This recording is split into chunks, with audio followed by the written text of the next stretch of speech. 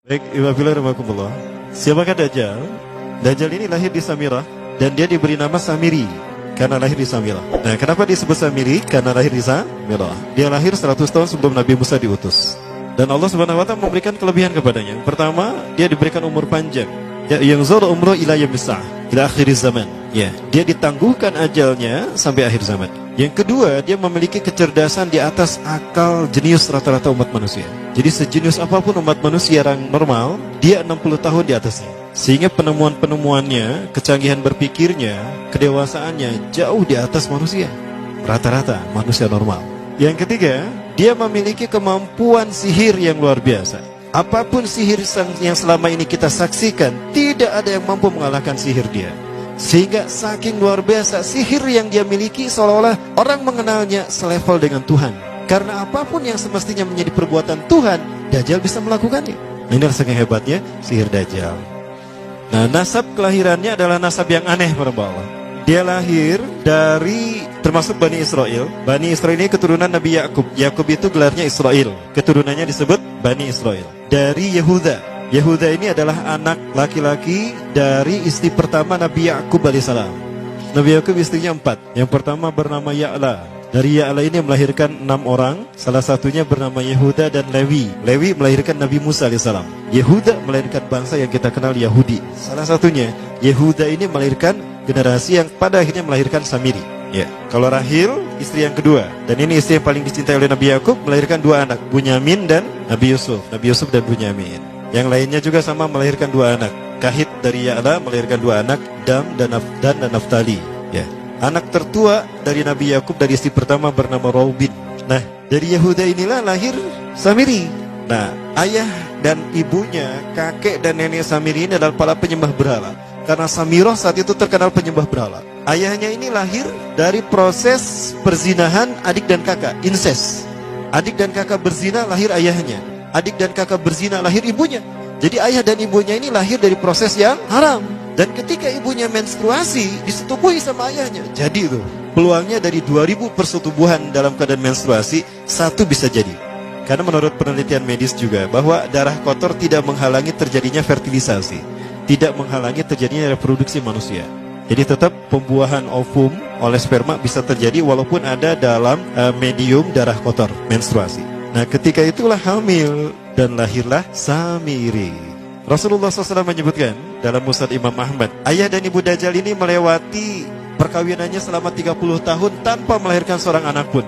Dan di tahun ke-30 pernikahannya melahirkan Dajjal, melahirkan Samiri. Kelahirannya ini akan menjadi petaka bagi kedua orang tuanya.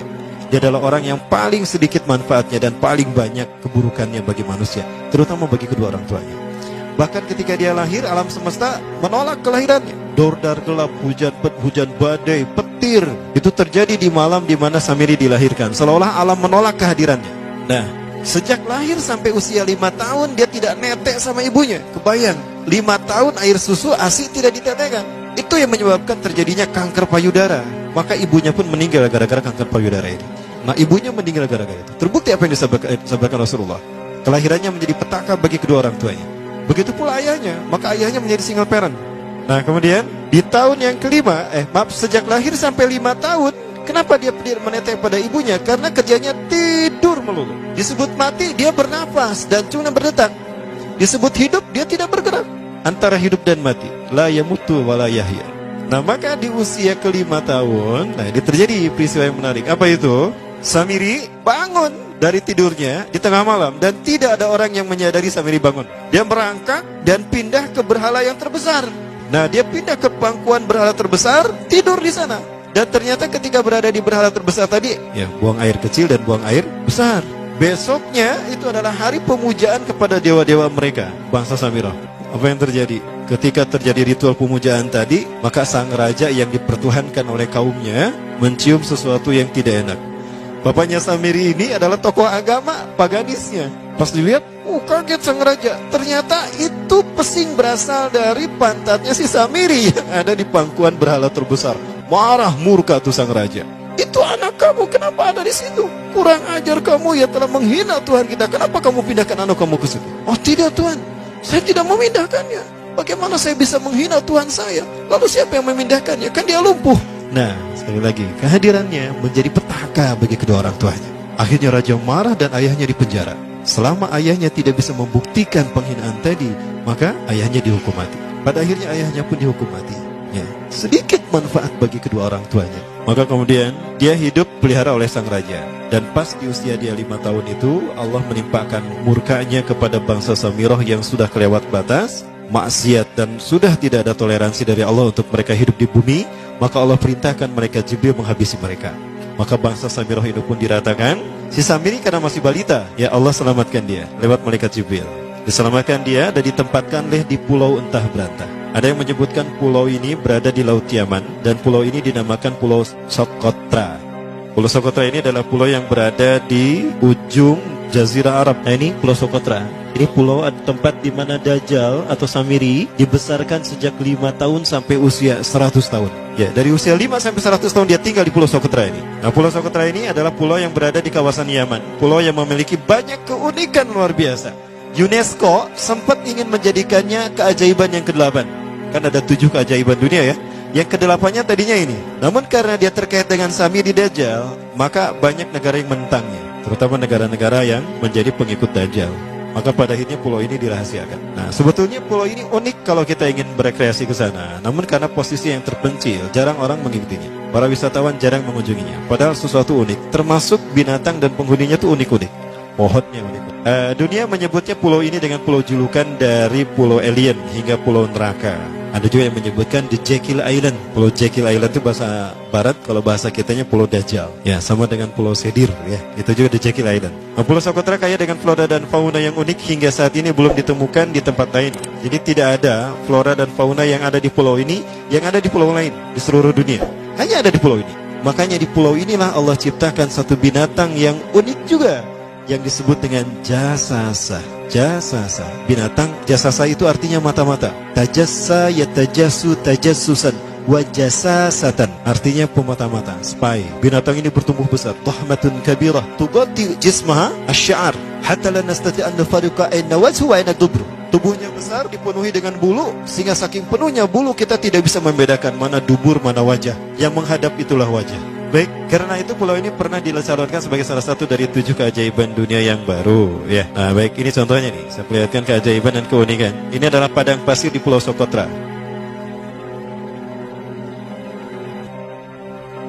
Ini burung, salah satu jenis burung yang bisa kita jumpai di Socotra. Dan ini kepiting unik, kepiting Pulau Socotra. Aneh ya, kepitingnya seperti itu. Ini laba-laba langka di Socotra, mirip tarantula. Dan ini pohon darah naga yang ada di Pulau Socotra juga. Nah, ini salah satu jenis pohon Dorstenia Socotra. Dan ini juga pohon yang lain, pohon Dendrosisaios Socotra. Ya, saya sebutkan lagi ya. Nah, ketika di pulau itu, sebelum bertemu dengan Nabi Musa, Samiri di pulau itu yang hanya tinggal dengan seekor binatang jasasa. Binatang jasasa ini memberikan beberapa hal kepada si Samiri ya. Allah Azza wa Jalla menciptakan binatang berbicara yang bernama jasasa. Dia di mana lahirnya, ajalnya, matinya sama dengan ajal Dajjal. Begitu pula muncul dan menghilangnya. Binatang inilah mengajarkan akidah tauhid kepada Samiri muda.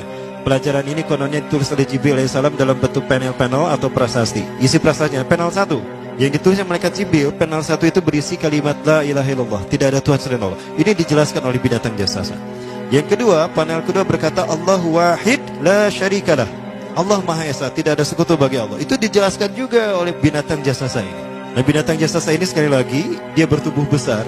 Kategorinya adalah kelasnya itu mamalia, genusnya mamalia. Cuma saya tidak tahu nama spesiesnya apa. Pada tahun 2017, akhir dari bulan Agustus di Filipina ditemukan binatang seperti ini. Ciri-ciri binatang ini nyaris sempurna seperti ciri-ciri binatang jasasa yang disebutkan Rasulullah terkait dengan binatang yang memata-matai Dajjal. Tubuhnya penuh dengan bulu. Ini disebutkan dalam surat An-Naml ayat ke-82. Ya, binatang ini seperti ini dan dia tidak pernah jauh dari laut karena dia selalu ingin membasahi tubuhnya dan dia pun makan dari makanan ikan laut. Maka dia tidak pernah jauh dari pantai. Seperti ini. Nah, binatang inilah yang mengajarkan prasasti mengajarkan akidah tauhid kepada Samiri muda. Yang ketiga, engkau diurus oleh Jibril, karena itu janganlah engkau mengkhianati janjimu dengan Allah.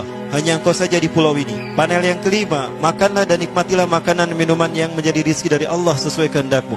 Tidurlah sesukamu, tapi sembahlah Allah dalam berbagai keadaanmu dengan tasbih keesaan Allah kepadanya, yaitu dengan melaksanakan solat yang diwajibkan kepadamu. Allah lah sang raja, Allah yang maha esa. Dia tidak berayah dan tidak pula mempunyai anak. Allah Tuhan Tuhan yang maha besar dan maha agung. Dialah yang maha raja. Ada 7 panel. Panel yang ke-7 bercerita tentang Nabi Muhammad. Panel yang ke-6 itu bercerita tentang nabi-nabi, dan khusus panel yang ke-7 cerita tentang Nabi Muhammad. Jadi Dajjal sudah tahu, Samiri sudah tahu bahwa akan diutus Nabi Muhammad di akhir zaman, dan itu nabi yang terbaik. Makanya dia iri. Nah, selesai panel ini disampaikan, maka binatang sejasasa berkata, wahai Samiri, saksikanlah aku telah menunaikan, innani qad fa'altu ma umirtu min rabbi. Demi Allah, saksikan aku sudah menunaikan apa yang diperintahkan padaku, kata binatang jasasa. Maka sekarang adalah perintah terakhir, yaitu pertanyaan dariku untukmu. Hal tu'minu billah, apakah kau beriman pada Allah? Wa bima unzila ilaih, dan dari apa yang diturunkan kepada nabi-nabinya, kepada Jibril maksudnya. Famadal jawab ya Samiri, apa jawabanmu hai Samiri? Samiri tidak menjawabnya. Lama ditunggu-tunggu, Samiri tidak menjawabnya, sehingga binatang ini pun pergi dengan menjerit, dengan jeritan yang membuat Samiri ini pekak telinganya. 2 kali lagi datang lagi kembali kepada Samiri dan berkata binatang jasasa, ya Samiri, famadal jawab? Hal tu'minu billah, in tu'minu billah fatakunu mu'minan ajaba imanika ila yaumil qiyamah. Jika kau beriman kepada Allah, maka sungguh kau akan menjadi mukmin yang menakjubkan imannya. Inna ajalaka ukhirat ila akhir zaman. Sesungguhnya ajalmu ditangguhkan sampai akhir zaman. Jika kau beriman pada Allah, engkau akan menjadi mukmin yang menakjubkan. Fa in lam tu'min billah, tapi jika engkau tidak beriman kepada Allah, wa bima unzila ilaih, dan apapun yang diturunkan pada Jibril, innaka minal mal'unina ila yaumil qiyamah, dan kau terkutuk sampai hari kiamat nanti. Tidak juga dijawab. Pergi lagi binatang jasasa tadi sambil memekikkan suara yang pekikan yang keras. Yang ketiga kali yang terakhir dia bertanya kembali. Dan apa jawaban Samiri? Hei jasasa binatang buruk rupa, lihat di pulau ini tidak ada siapapun kecuali engkau dan aku. Dan yakinilah kalau panel ini bukan tentang Allah yang di langit sana, tapi yang disebut Allah itu saya. Hei jasasa, akulah Allah itu. Oh, dia menjerit dengan jeritan yang makin keras, sampai si Samiri pun menutup kedua telinganya. Sejak saat itulah binatang itu pergi dan berkata, innaka dajjal, innaka dajjal, innaka dajjal. Engkau adalah pendusta, engkau adalah pendusta, pendusta sampai hilang suaranya. Di saat itulah Samiri mendapatkan gelar Dajjal. Jadi siapa nama asli Dajjal? Samiri. Dajjal artinya Al-Kazab, pendusta, bukan singkatan tadi. Baik, nah sejak saat itulah Samiri keluar dari pulau itu, dan dia sudah menyandang gelar Dajjal, pendusta, karena dia mengaku Tuhan. Baik, Iwabillah, jangan salah, Dajjal kecerdasan yang mampu melakukan cloning dan mampu melakukan berbagai macam riset dan eksperimen. Hatta eksperimen yang mengilhami film Hook itu Dajjal bisa melakukannya. Bahkan ketika orang membayangkan kendaraan tercanggih itu pesawat terbang, Dajjal sudah mampu membuat piring terbang dengan kecerdasannya. Ya. Rasulullah menyebutkan kendaraan Dajjal itu dia bisa terbang, kata Rasulullah.